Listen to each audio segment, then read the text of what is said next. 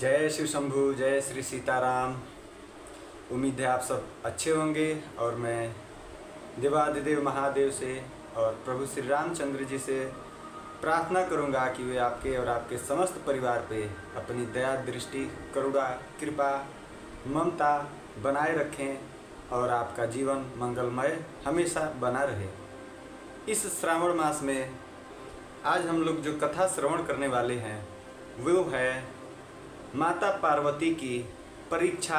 जब शिव जी भेजते हैं सप्तऋषियों को कि आप जाइए और माता पार्वती की परीक्षा लीजिए और उन्हें समझाइए बुझाइए और फिर उन्हें अपने निवास स्थान अर्थात उनके घर भेज दीजिए। इसी कथा को आज हम लोग श्रवण करने वाले हैं, जो कथा हमारे जीवन में बहुत पुण्य करेगा। जब माँ सती अपना शरीर त्याग देती हैं, राजा दक्ष अर्थात जो उनके पिता थे, उनके यहाँ यज्ञ हुआ था। ये कथा आप लोग सुने होंगे, तो मैं इसको संक्षेप में ही वर्णन करूँगा। दक्ष के यहाँ जब माँ सती ने अपना शरीर त्याग किया, उसके बाद से शिव जी कैलाश छोड़कर इधर उधर ही भ्रमण करते रहे, रमण करते रहे, घूमते रहे। और शिव जी धरती पे भी आए, पृथ्वी लोक पे भी आए, मृत्यु लोक जिसे हम लोग कहते हैं, यहाँ पे भी शिव जी आके रमण करने लगे और प्रभु श्री रामचंद्र जी की उनकी महिमा, उनकी करुणा, उनकी कृपा का बखान करने लगे, सत्संग करने लगे, श्रवण करने लगे और ऋषि मुनियों को भी वो सत्संग देने लगे। कहीं सत्संग शिव जी लेते थे, कहीं सत्संग शिव जी देते थे। ऐसे ही उनका जीवन बीत रहा था और इधर माँ पार्वती का जन्म हो गया था। शिव जी जब धरती पे आए तो वो श्री रामचंद्र जी की कथाओं का श्रवण करते थे और श्रवण करवाते भी थे, अर्थात सत्संग लेते थे, सत्संग देते भी थे। लेकिन उन्हें सती का वियोग हमेशा सताए रहता था शिव जी को, और जब जब माँ सती का वियोग उनको याद आता था, शिव जी उदास हो जाते थे और राम नाम का हमेशा भजन करते रहते थे।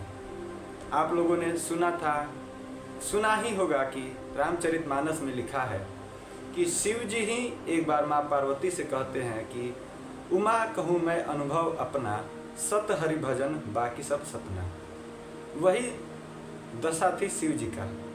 सती वियोग में सिर्फ श्री रामचंद्र जी का ही भजन करते थे और उनका श्रवण करते थे, उनके कथा का सत्संग लेते थे और देते थे, और उनके कोई कार्य नहीं था शिव जी के पास। सती जी का एक वियोग में वो परेशान रहते थे। तो रामचंद्र जी आए और उनकी प्रशंसा किया। श्री रामचंद्र जी ने बहुत तरह से उनकी प्रशंसा की और कहा, हे भोले, जो आप कर सकते हैं वो कोई नहीं कर सकता है। मेरी एक प्रार्थना है शिव जी, मैं आपके पास एक प्रार्थना लेकर आया हूँ। अगर आपकी इच्छा हो तो मेरी इस प्रार्थना को स्वीकार करें और इस कार्य को पूरा करें। शिव जी को बताते हैं कि हे शिव जी, जिस आप सती जी के वियोग में आप परेशान हैं, आप दुखी हो रहे हैं, वो शिव जी, वो सती जी माफ़ कीजिएगा, माँ पार्वती रूप से जन्म ले चुकी हैं हिमांचल के घर। अतः आप हे शिव जी परेशान ना होया कीजिए। आपसे मेरी विनती ये है कि आप अब उस माँ पार्वती से विवाह करिए, यही मेरी इच्छा है। तो शिव जी कहते हैं कि माता पिता, गुरु और स्वामी, इनकी इच्छाओं को बिना सोचे पूरा करना चाहिए। ये मान के पूरा करना चाहिए कि ये हर हाल में ही शुभदायक ही है, मंगलकारी ही है। हे राघवेंद्र, शिव जी कहते हैं कि हे राम जी, मेरी इच्छा तो नहीं है, परंतु आप मेरे स्वामी हैं, आप हर तरह से मेरे हित करने वाले हैं, इसलिए मैं आपकी बात को कैसे टाल सकता हूँ। आपकी जो इच्छा है वो मेरे सिर पे है, मैं उसे सर पे धारण करके अवश्य पूरा करूँगा। फिर राम जी प्रणाम करते हैं, शिव जी राम जी को प्रणाम करते हैं और राम जी वहाँ से जाते जाते कह के जाते हैं कि हे महादेव, मेरे इस बात को आप ध्यान में अवश्य रखिएगा। राम जी जब उसके बाद से ये कह के राम जी चले जाते हैं प्रणाम करके, तब सप्तऋषि आते हैं शिव जी के पास। अब यहाँ से कथा प्रारंभ होगी। सप्तऋषि और शिव जी सप्तऋषि को क्या कह के भेजते हैं और वो जाके आगे कौन सी लीला होती है शिव जी और राम जी की कृपा से, ये कथा अब यहाँ से मैं आपको श्रवण करवा रहा हूँ। पार्वती पही जाई तुम्ह प्रेम परीक्षा ले हूँ, गिरहि प्रेरी पठयहूँ भवन, दूरी करेहूँ संदेह।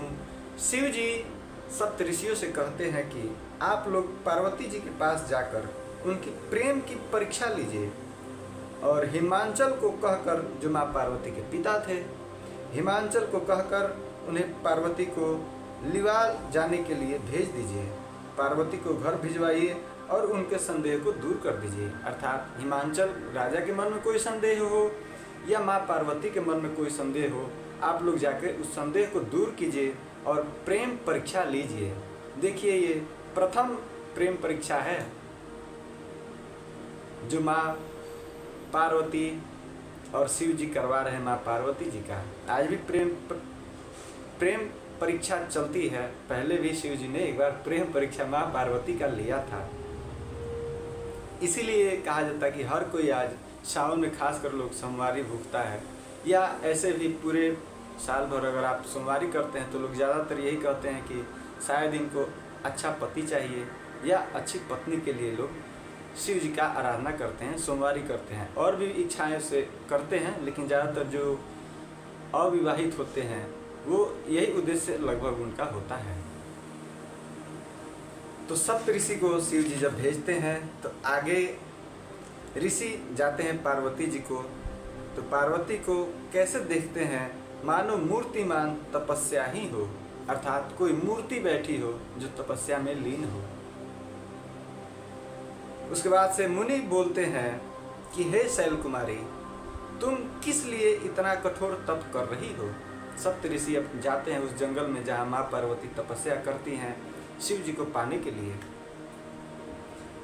के ही अवराध हूँ का तुम चाहूँ, हम सन सत्य मरम किन कहूँ, कहत बचन मुनि अति सकुचाई, हंसियहूँ मुनि हमारी जड़िताई। सप्त ऋषि माँ पार्वती से कहते हैं कि तुम किसकी आराधना करती हो और क्या चाहती हो, हमसे अपना सच्चा भेद क्यों नहीं कहती। पार्वती जी ने कहा, बात कहते मन बहुत सकुचाता है। पार्वती माता ऋषि मुनि से, सप्त ऋषि से कहते हैं कि जिस कारण मैं तपस्या कर रही हूँ ये कहने में मन मेरा बहुत सकुचाता है, आप लोग मेरी मूर्खता सुनकर हंसेंगे। आगे है, मनु हठ परा न सुनई सिखावा, चहत बारी पर भीति उठावा, नारद कहा सत्य सोई जाना, बिनु पखंड हम चहीं उड़ाना। माँ पार्वती कहती है कि मन ने हठ पकड़ लिया है, मन ने हठ पकड़ लिया है, वह उपदेश नहीं सुनता। अर्थात मन को कोई कुछ भी कहता है, मेरा मन सुनता ही नहीं है, मेरा मन हठी हो गया है और जल पर दीवाल उठाना चाहता है, अर्थात पानी में दीवाल खड़ा करना चाहता है। नारद जी ने कह दिया, उसे सत्य जानकर मैं बिना ही पंख के उड़ना चाहती हूँ। अब नारद जी ने क्या कह दिया था, नारद जी ने कहा था कि शिव जी को मनाओ, शिव जी को मनाओ, शिव जी तुम्हारा कल्याण करेंगे। अब माँ पार्वती शिव जी को मनाना छोड़कर शिव जी को पाने के ही चक्कर में लग गई है। देखहु मुनि अविवेकु हमारा, चाहिए सदा शिव ही भरतारा। हमारे गांव में आज भी भतार शब्द कहा जाता है, जो तुलसीदास जी ने भरतारा लिखे हैं। भतार शब्द पति के लिए उपयोग होता है। हे मुनियों, आप मेरा अज्ञान तो देखिए कि मैं सदा शिव जी को ही पति बनाना चाहती हूँ। ये सप्त ऋषि और माँ पार्वती जी के बीच में संवाद चल रहा है, और ये सप्त ऋषि आए हैं माता का परीक्षा लेने। पार्वती की बात सुनते हैं ऋषि लोग हंस पड़े और बोले, तुम्हारा शरीर पर्वत से ही तो उत्पन्न हुआ है, हिमांचल जो पर्वत है उन्हीं से तो तुम्हारा शरीर उत्पन्न हुआ है, तुम्हारा शरीर पर्वत से ही तो उत्पन्न हुआ है। भला कहो तो नारद का उपदेश सुनकर आज तक किसका घर बसा है। अब परीक्षा लेने के लिए सप्त ऋषि लोग ऐसे ऐसे स्वांग रच रहे हैं। उन्होंने जाकर दक्ष के पुत्र को उपदेश दिया था, जिससे उन्होंने फिर लौटकर घर का मुंह भी नहीं देखा। दक्ष, वही दक्ष जो पहले सती जी के पिता थे, उन दक्ष को भी नारद जी ने उपदेश दिया था।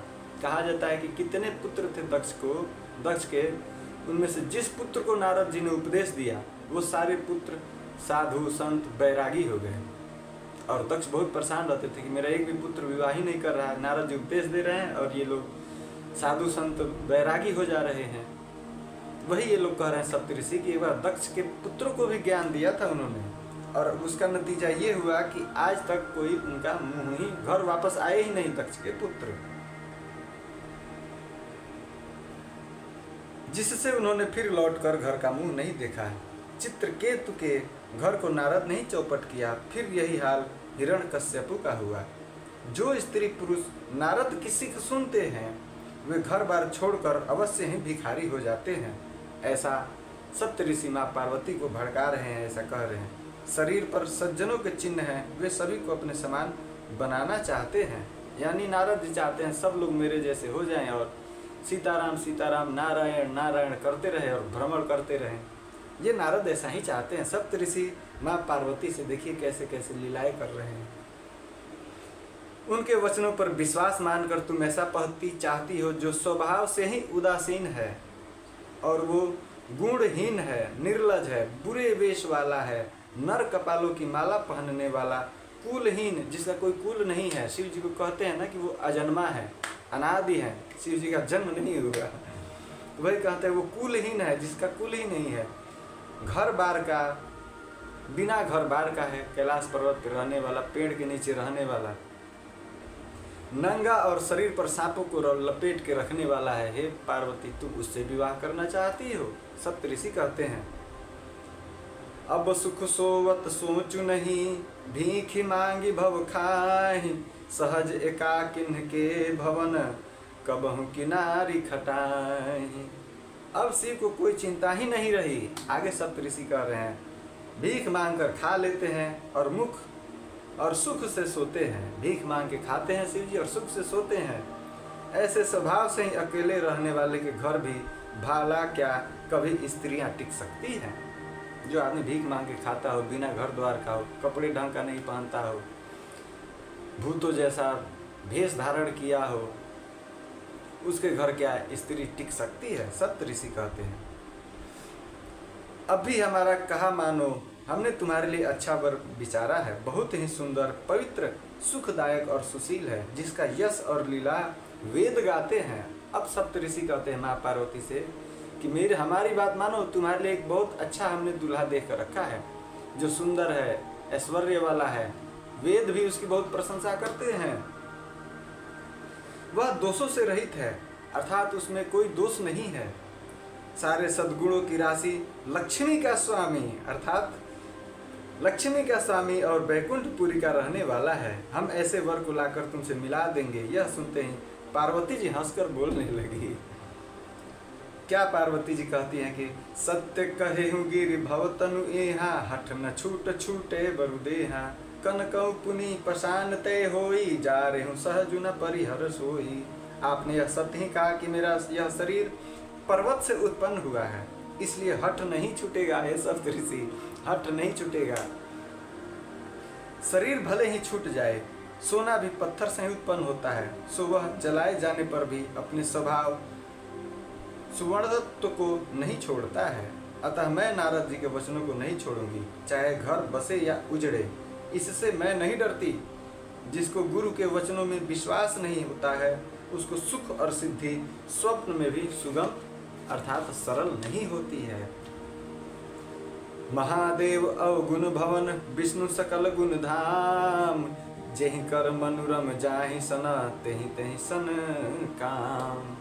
कहते हैं माँ पार्वती की माना कि महादेव जी अवगुणों के भवन है और विष्णु जी समस्त सद्गुणों के धाम है, पर जिसका मन जिसमें रम गया उसको तो उसी से काम है।